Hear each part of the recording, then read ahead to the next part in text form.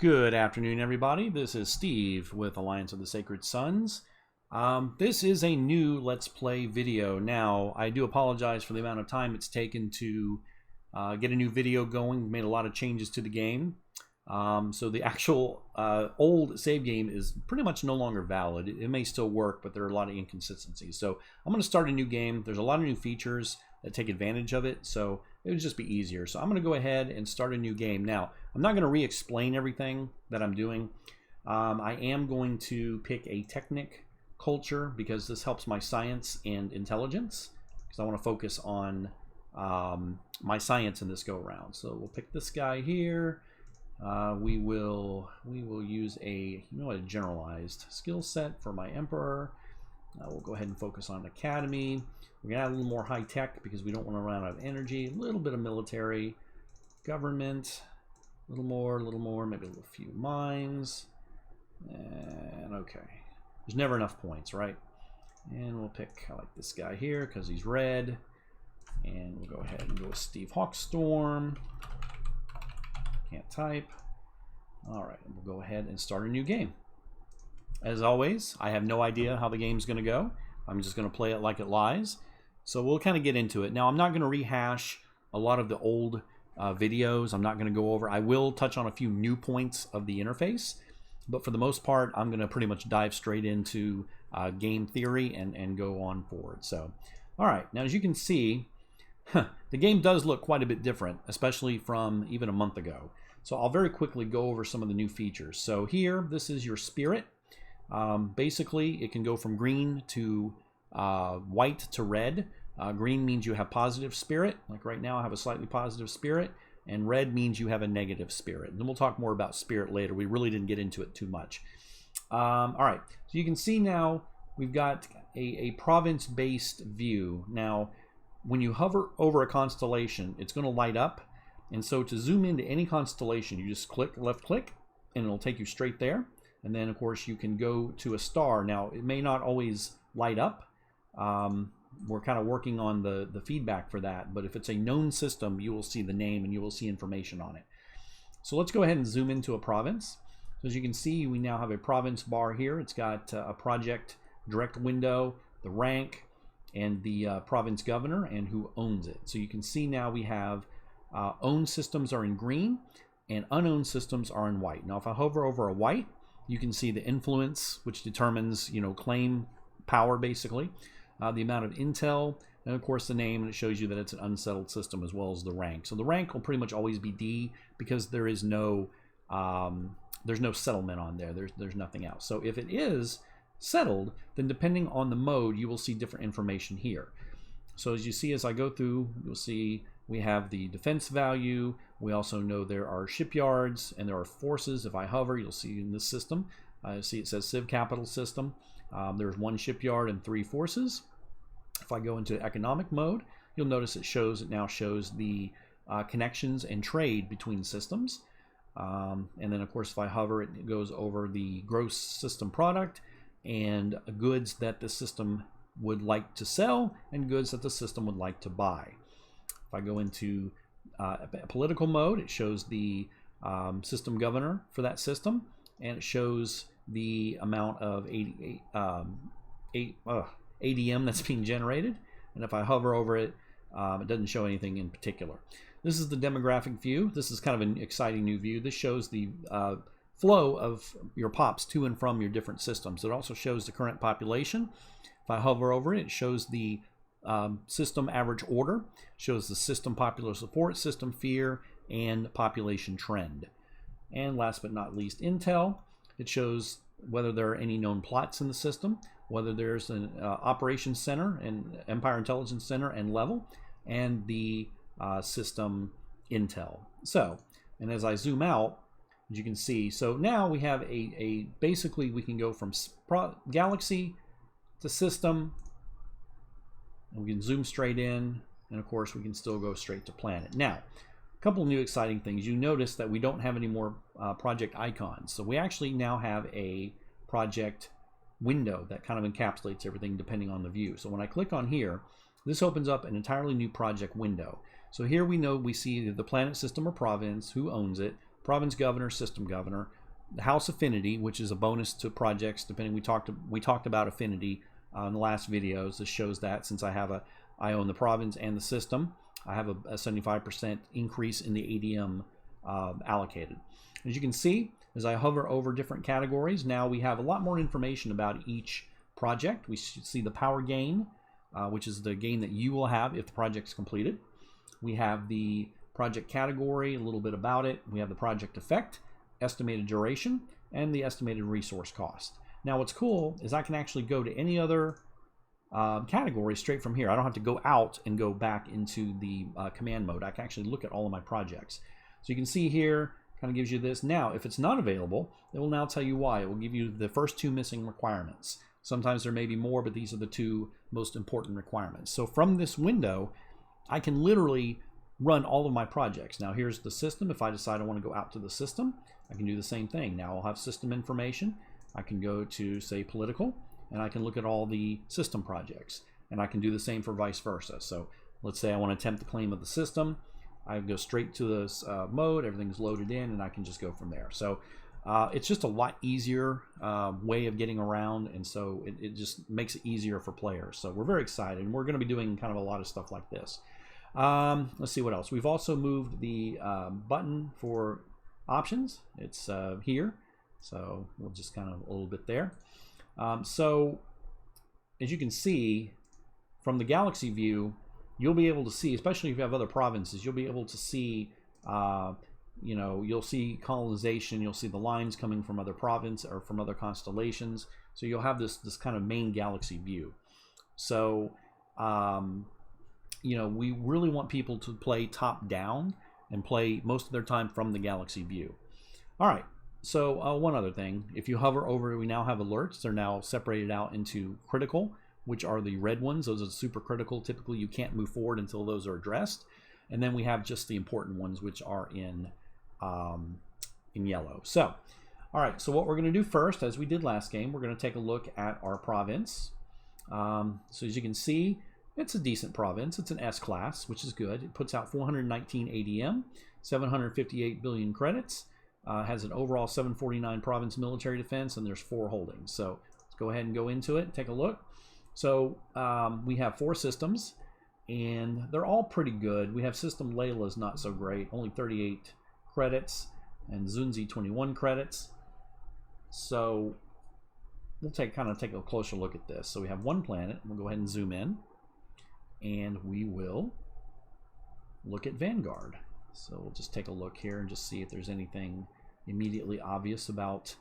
Okay, so they have a fair amount. They don't have a lot of base GPP and very little retail. So just something to kind of look at. Not anything we're going to fix right this moment, but just kind of something to look at. All right, so next thing we're going to look at is our house situation. So, oh, look, they all hate us. Oh, that's great. So now, let's take a look at Waldegrave. Now, one thing that wasn't present in the pre versions is now house relationships were disabled. It was kind of a bug, so now they've been re-enabled, and now you see houses now have allies and enemies and neutrals, just like you do. Wow, this is going to be kind of a tough play because I don't have any allies. They're all having tension. That actually may be something I fix. It is kind of random. That's pretty rare, but we'll roll with it. But I will probably add in the future, making sure you have at least 1 person cooperating with you, so it's not quite so hard. So, so with that, we'll take a look. Who has the most power? Okay, Horlock has power of 2, 1 holding. Halcyon Musharraf has power of 2, 1 holding. I have a power of 7, which is normal. I should have significantly more power as a ruling house. Since this is a small start, most houses won't have more than 1 holding to start. All right, so I don't have any immediate threats. Waldegrave, typically, as we know, are pretty militaristic. We have a decent amount of intel on them. Let's do this. Let's go ahead and assign an Inquisitor to them. You see I have 3 Inquisitors. I typically want to put the best espionage. As we recall, they go from 0 to 10. The higher the number, the more intel they can gather per turn. And this represents the amount of experience they have attained. Once this bar goes all the way up, they add a rank, but they also become more expensive. So we'll go ahead and assign them to Waldegrave. All right, so we have that. So now let's take a look at our finances. So we have, as we know, 758. We have a fantastic economic prime. She hates me, but at least she's great. That's exciting. So we kind of gone through. We've already kind of looked at our systems. We don't really have any, you know, we've kind of tasked these as kind of our systems to watch, but we don't have any just glaring like, oh my God, I've got a system hemorrhaging money, which is good. So we'll go ahead and do our budget allocation now. So as you can see, it's going to cost about 1,000 billion credits to fill all of our budget currently. So since I'm focusing on science, I want to go ahead and put a fair amount in towards science. As you can see, it doesn't take very much to already, if I went 100%, I would probably have a ton of science points, because that's what I put a lot of focus in. As you'll see, there's definitely a penalty for doing that. So that's probably good. I do want my intel. I'm going to go ahead and I'm going to go ahead and lock this and auto fund, just so I don't have to keep pressing it. But you always want to make sure and lock it, or it's going to pull from that. And I'm going to put the rest into military, so I have a decent amount of, you know, my logistical network is pretty full. So we'll go ahead and approve that. And the final thing we need to do is go to science, and we'll go ahead and now you notice I have a ton. I have 92 academies because I put so much into science, and my culture is scientific. But as you can see, as you will soon see, that's going to hurt me in a lot of other areas to be this focused. So we'll kind of make up for that. We're going to put quite a bit into social. We're going to put 22 versus about 9.5 in the military. So we're going to use prosperity. I like retail hubs are really great because they can start building a retail network. It's a quick way of getting a good economy on a planet. Of course, you have to have a decent amount of output. Also, infrastructure is huge too, because this lowers the cost of your infrastructure, which you can see infrastructure can take up a lot of your time. Also, basic mining outposts. This lets you build outposts on planets that you don't own and lets you use them basically to mine, which is great because a lot of your planets may not have, you know, it may not be a good planet, but you can still put a mining outpost like barren planets, toxic planets, etc. So we'll go ahead and turn that on, and then we'll go ahead, you know what, diplomacy, and this is more for improving ADM output, which as you can see we have 160 throughout the empire, so that's probably something we want to do as well. On the military side, warships, we actually start out with frigate and corvettes already, but we want destroyers, which is tactical design, so we'll go ahead and start that. And then we'll also turn on weapon research, which this is the general weapon allows you to start upgrading your ships. All right, so we'll go ahead and open up the story event. Yes, we will inspire people. All right, so we'll go next turn. Now this new bill, there's a lot more events that happen. All right, so let's see what's happened. We have a new bill already. I've tweaked the Senate to be a lot more active, so hopefully your Celestial Council will have a lot more going on. All right, so let's take a look. Let's address that. So we have one proposed bill. This is something that actually did not come up in our prior game, which is kind of exciting. So what basically, someone has proposed a bill to cap domestic spending at 20%. Well, we didn't spend a lot on domestic spending, but what happens when you put nothing towards domestic spending, as I've done, your popular sport starts to plummet. So we don't really want that to be a thing. So as you can see right now, there's a slight positive towards it. So all these people have voted yay, nay, and nay. Now, because I don't have any allies right now, I don't have any allied houses, people are pretty much going to vote as their culture dictates. So I can usually tell who proposed the bill because they're always vote 100%. This percentage shows the percentage that they're likely to actually vote. It's always a tendency. As in politics, people can be bribed, people can be swayed, and you can actually use your power to sort of manipulate votes. So to do that, though, we want to look at someone that's got a relatively low score here. I mean, 27% generally means they're kind of, I could be swayed either way. 100 is pretty firm. It's very hard to sway. When I hover over this, this shows the amount of power it will take to change their mind by 50%. So we want to go ahead and let's go ahead and sway her. So now, okay, now we've increased 50 points basically, but now she's changed to nay. So now we have an almost even split. Now I'm going to put, by the way, this shows the amount of power. Basically, the longer the bar, the more influence their vote has. So it is not one vote equals one. It is people that have more power are more influential, and so their influence actually matters. It's not like a city council vote where 9-3 it passes. So we're going to vote nay, as you can see. So that has increased it a little bit. It's still kind of a tight thing though. So I'm going to want to come back to that. It's very close right now. So All right, we have the critical story event. We've discovered a new plot. So Intel has also been jumped up quite a bit in this version. So let's go ahead and click on it. Let's go ahead and look at our plots. Oh, we have several plots already. Wow, we have 4 different plots. Now this is the newest one. So right now we know very little about these plots. This one we know is a capital plot because it has 4 prongs. If it has 3 prongs, it's a major plot. Major plots are not quite as important. Capital plots like assassinations, exile, taking over houses, that kind of major stuff. So what we can do, plots can get information on 3 ways. Number 1, they can just happen organically, especially if they're taking place on planets that have Empire Intelligence Center, or if there are Inquisitors that are already on that planet for other reasons. They can get through rumors, which hopefully won't pop up soon, and I'll be able to show that to you. Or we can go the old-fashioned way and literally just assign an Inquisitor directly to it. So we'll go ahead. We have another Espionage 3. We'll go ahead and assign them to this here. So now when we refresh, you see we now have an Inquisitor attached. So we now have 2 Inquisitors that are actually actively working. Now you see the mission readiness. They don't just immediately fly out there and they're good to go. They have to go. They have to set up a network. They have to go to ground with their informers. Good spy work takes a while. So the better their espionage is, the higher their mission readiness will be initially. And of course, the higher their readiness, the more effective they will be. So we'll go ahead and get out of that. We'll go ahead and do our new critical story event. We will use power, science, and technology. So Renaissance Man. So that's exciting. That gives me some extra abilities. All right. So looking, we can see that our future budget right now is 493 BC, which is right around the 500 we started with. So there won't be any major surprises. We see our power has dropped. Anything under 300 is not great. We have 47 popular support, and we have 1% fear, and that's not too bad. Now, I want to make sure I clarify something on popular support. This is your total popular support. It is this fear is a part of this number. So right now, what this is saying is that I have 47% of the pops in the Empire support me, of which 46% do so of their own free will, and 1% basically do so because they're afraid. So this number is always the top number, and then this second number shows, let's say it's 20%. So that means I only have 27% of people that support me voluntarily, 20% feel coerced.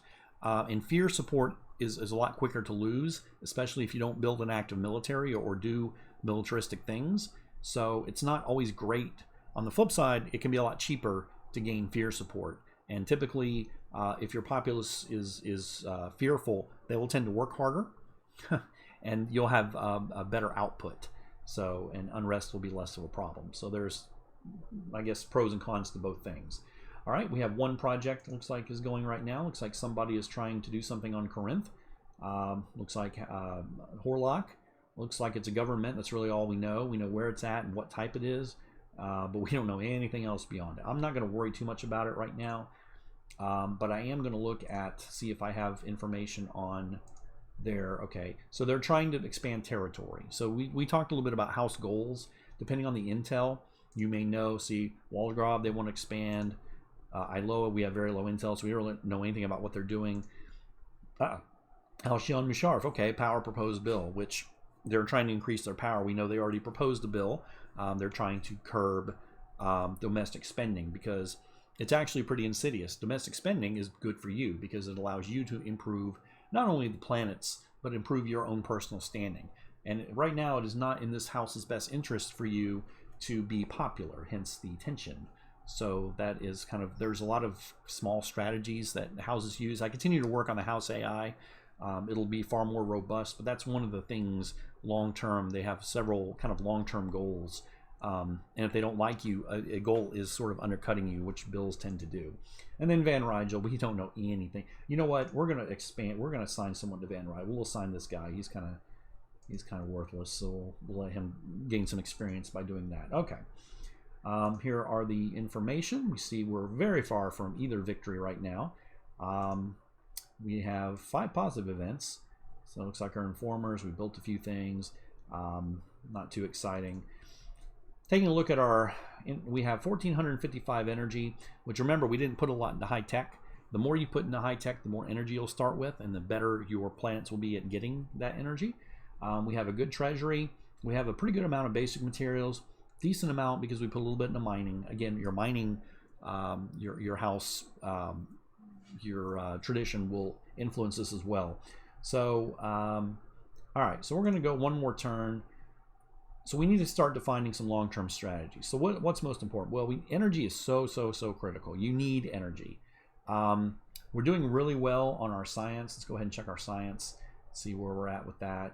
Well, we see we've already 7% on our way towards a breakthrough because we've got 11 going towards that and 11% going towards that. So it's a roll. You get a certain roll. It's not a strict number. You get a certain amount of science points. It's not like 11%, 7%.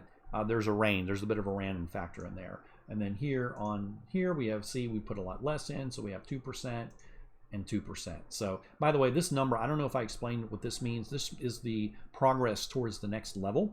Once you have 50% or better of all the discoveries in a certain level, you can go to the next level. You'll get a little button here that says move to next level. But the thing is, you can never move back. So if you want anything out of here, you better make sure you get it before you move to the next level. So, all right, so that's pretty much it. We're going to go one more turn, and we'll kind of see if we get some exciting stuff. Okay, so we got some stuff popping in. All right, so, okay, new plot discovered. Okay, we have a new comm request, and then another new bill proposed. Let's take care of that first. Relax mining safety standards. What this means is max value for mining output. So we are... this is actually a bug. This is going to be the minimum value for mining output because we're relaxing the standard. There will be another bill that says tighten safety standards, and that will cap your mining output because obviously you cannot work. Miners that are safe, unfortunately, don't tend to produce as much material. So this is not a bad thing. So we're going to go ahead. We don't want that. We'll vote nay. Okay, see, we're at 47%. Now, you'll notice here, oh, look, I have an extra spot on my Celestial Council. You actually start out with either 1 free slot or 2 free slots. It's kind of random. And you can fill this slot with somebody. And I'll show you how to do that. So we'll go to our little... We probably want to stack the deck. So here, this is our character nexus. Closest friends, you can see house leader, and of course our successor. But we want to start making friends. We really need to see who do I really need right now? I don't need science. Probably what I need is someone good at government, because if you can tell, my ADM sucks. 180, like Horlock is probably my best bet. They have 65 ADM. So let's take a look. I'm probably going to need to get some better people. So let's take a look. See, they're very good at government and military, which I need right now because my government is pretty low. All right, so we're going to start schmoozing them. So we'll let Horlock, you know what, we're going to give Horlock a seat. So let's go ahead and look at Horlock. So we'll go to our basic and we'll just filter. Right now we only have 2 people basically to pick from. So they are already on the council because that's my science prime, but he is not. So we can make our house leader. We can make their house leader. We can extend an invitation. Now, Vendetta, they do not like me very much, but typically being on the house is a big deal. So they probably will be okay with that. So let's go diplomatic, and then we appoint the Celestial Council. So that's a fairly new. Now you see, even though he hates me, it's really great to be put on the Celestial Council. There's no downside. So we'll go ahead and offer that to him. And he should accept, or he hopefully will accept. And yes, he does accept. Okay, so I gained some trust with him because, I mean, I just gave him this major position. I've gained some power, so it's a good deal. So now you see Vendetta next turn, it should go up because now he trusts me. So that's exciting. So now when I go to the bill, and there he is. Now you'll notice he doesn't have a vote yet. As long as you put them on the council 1 turn before a vote ends, and this shows the number of turns. So if I go back here, see there's 2 turns left, 3 turns left, and this little shows that you voted. Green is yay, red is nay. So next turn he will vote. Whether or not that helps me or not, I don't know. If I wanted help, I would put someone on my own house that would be, more likely to vote against something that would hurt me. But I'm really trying to get a positive relationship. So now when I go to Horlock, see, oh look, we got a little bit of help. So that's exciting. All right, so that's going to be kind of my deal. All right, so let's go ahead and take care of this active event. We'll be a bear, intimidation. I'm a little more intimidating. Let's see what Basta Pico de la Miranda has to say. So she's a house leader. All right, she wants basic materials. Well, let's take a look. So we have a fair amount of basic materials. They want quite a bit. That's like 20%. But their trust would go up. So let's see what... Okay, they're a level 2 house, which they're one of the stronger houses. Yeah, let's go ahead and let's do that. Now I'm going to lose... It's a request, which means I won't lose power. But I will improve my relationship with her and the house. So we'll go ahead and do that. We'll go ahead and give it to her. And then, of course, we have a new plot. So let's see if we've... let's go ahead and see if we've gained any information. Okay, now... Oh, ETA, 3 turns. But we still don't have any information about... Oh, it's a capital plot. Well, we already knew that. But we don't know the success chance. We don't know who the initiator or the target is. We don't know... All we know is it's going to happen in 3 turns. But we don't have enough information to really do anything about it. So... you know, that's something that, you know, rumors will help with. So that's kind of exciting. So then we have all these other plots.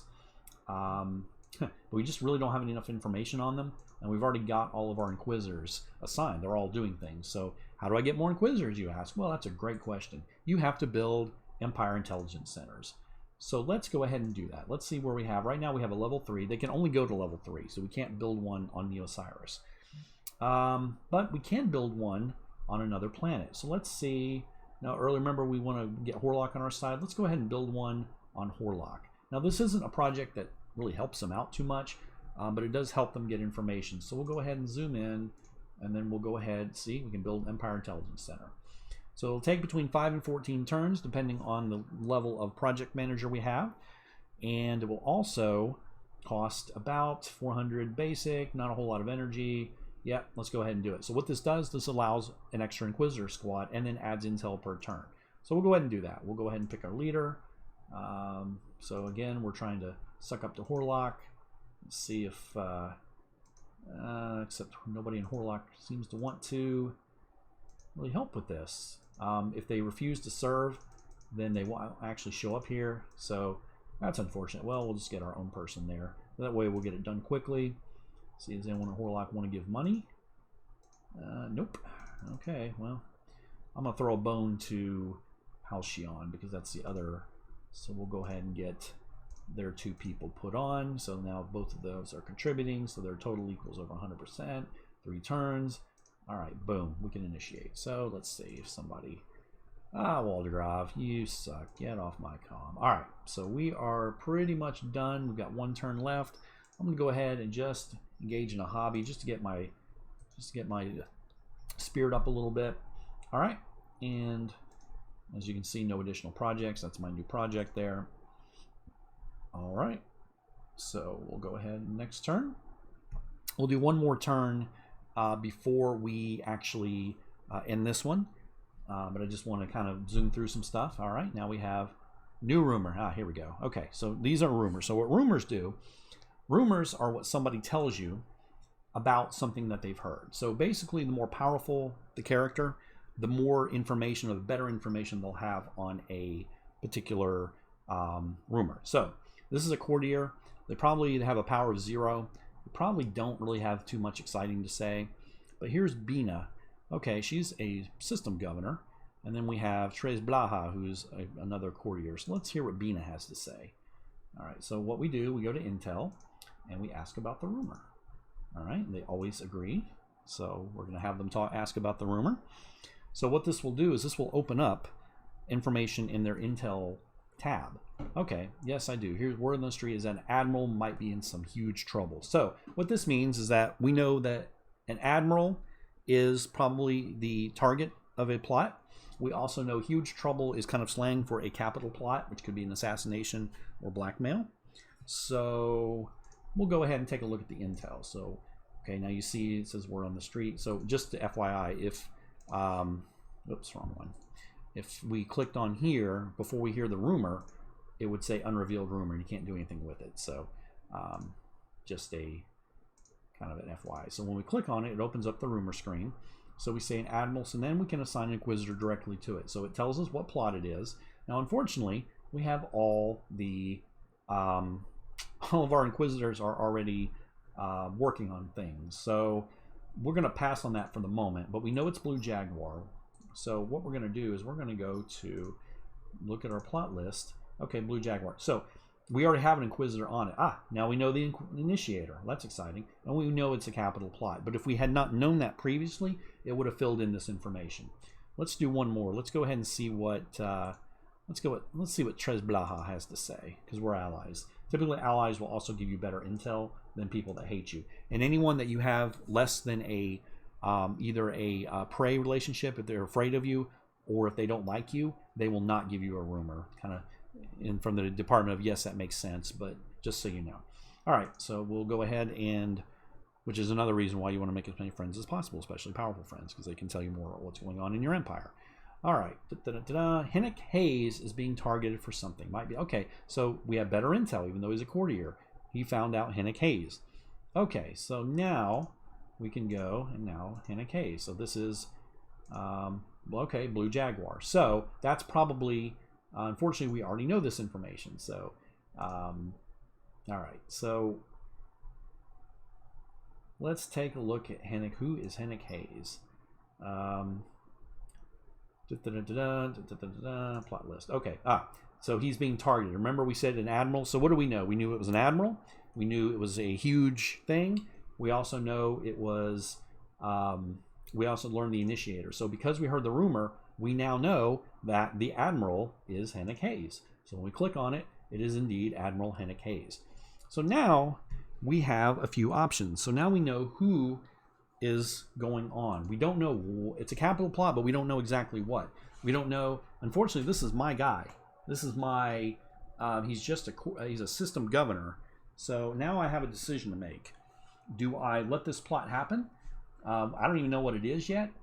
I don't know what the success chance is. I take my chances that Waldegrave could lose an admiral. That wouldn't be the worst thing. You know, you know, if it's a good admiral, I mean, it could be worse than to have a hostile house lose their admiral. But if I were to foil the plot, then Waldegrave would be very grateful, and that would be a big boost in my relationships with them. And of course, then I lose a system governor who isn't great, but we have a good relationship. So let me just show you, basically, I'm not going to do it, but to show you what we would do, let's say I wanted to have this guy arrested and stop the plot. So I'd click on him.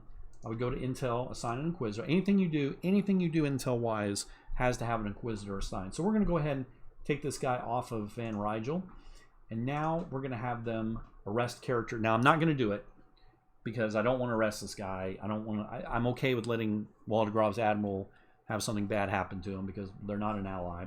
But this is what I would do. I would arrest them for trial, and then a certain number of turns, depending on how good the Inquisitor squad is, they would find them, arrest them, and then there would be a trial, and then they would be either exiled or killed. So, but I'm not going to do that. So anyway, I just want to show you basically how the plot system works and how, and of course you can find the clues.